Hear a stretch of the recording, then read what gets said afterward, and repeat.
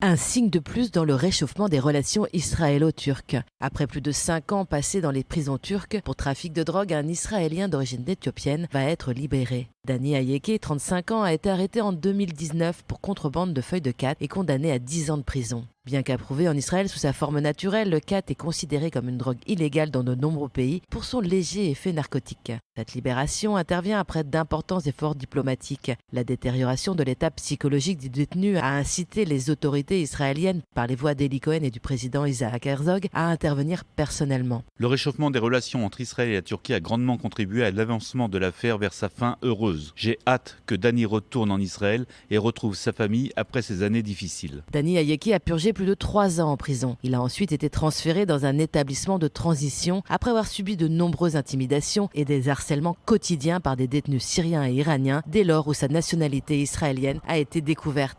Il s'agit d'un cas humanitaire sensible et je remercie le président Yitzhak Herzog pour le travail conjoint et mon ami, le ministre turc des Affaires étrangères, Fidan, pour avoir compris le besoin urgent de faire avancer la libération de Dani Awek. Les autorités turques n'ont pas pour le moment confirmé la libération imminente d'Ayeke. Après plusieurs années de tensions, les relations entre la Turquie et Israël se sont améliorées, en partie grâce aux voies diplomatiques ouvertes par Yitzhak Herzog pour obtenir la libération d'autres Israéliens emprisonnés par Ankara. Il avait en mars 2022 rencontré le président turc Recep Tayyip Erdogan en Turquie.